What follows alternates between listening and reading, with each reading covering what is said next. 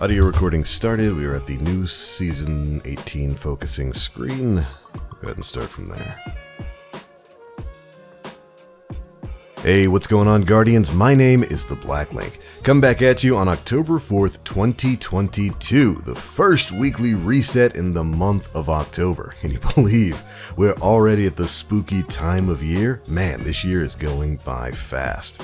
But with another reset comes another week of refreshes in the world of Destiny 2, and of course we're here to cover some of the basic stuff we've got going on this week. When you log in after the hotfix that went live today, you're going to come across this, new Season 18 Deep Side Focusing. The first time players focus a Season of Plunder weapon each week with the double perk Spoils Pirate Crew upgrade active, try saying that a bunch of times. The focused weapon will now also drop with Deep Side Resonance. This is something Bungie talked about previously. There have been a lot of complaints about the frequency with which you can get some of these deep sight seasonal weapons and whether or not some of these perks available at the star chart are kind of worth picking up.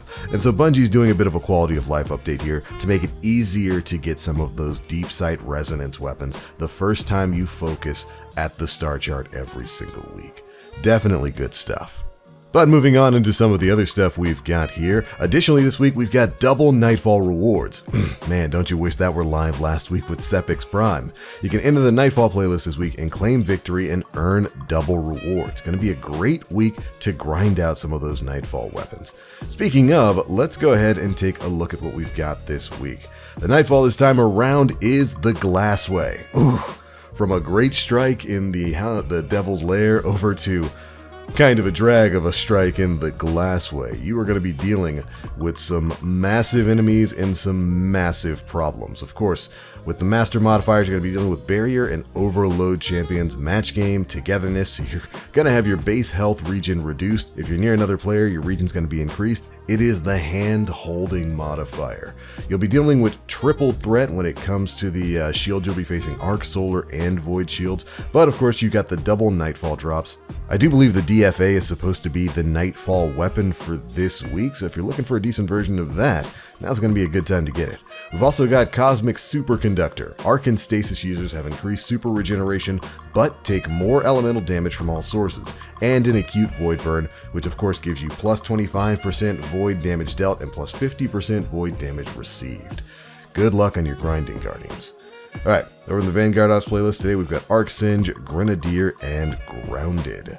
Over in Gambit, usual stuff. Get your Gambit stuff done for your Pinnacle gear.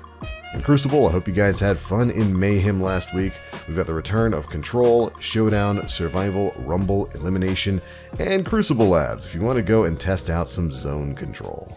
Not too bad at all. Alright, when it comes to some of the retro content, Prophecy this week is going to be getting you a bit of Pinnacle gear. The final encounter of this dungeon is going to drop an additional piece of Pinnacle gear. So if you're trying to get to that, 1595 I think it takes for Grandmasters, which are live this week, I do believe, you gotta be 1595. You're gonna want to go and get as many Pinnacles as you can. Good luck on the Grandmaster grind as well, Guardians. Additionally, when it comes to the retro content, Garden of Salvation is also dropping Pinnacle gear this week. Make sure you go and get it done. For the other weekly Pinnacle sources, of course, we've got the Preservation mission refresh as well as Vox Obscura. You can go get some from the Wellspring, which is Attack today. The weapon is the Come to Pass. And of course, we've always got the weekly mission as well. This time around, it is the Communion.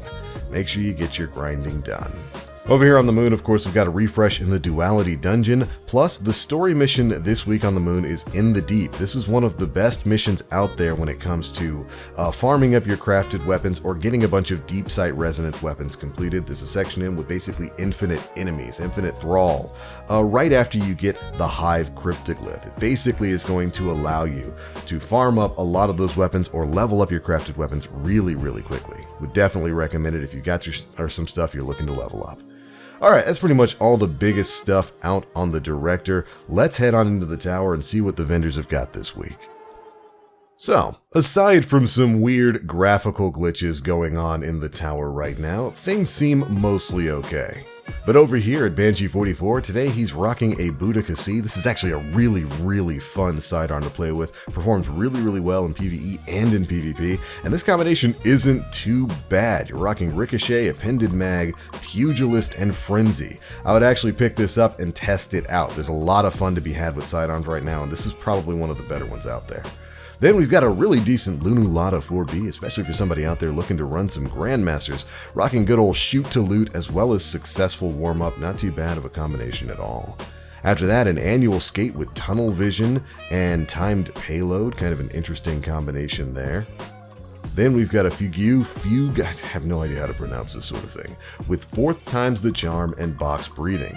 This would have been a top tier PvE combination back in the day. Box breathing got a bit of a nerf. It's a little bit better now, but overall still not a bad combination. If box breathing ever gets another buff to it, this is definitely going to be a combination you're going to want to keep on hand.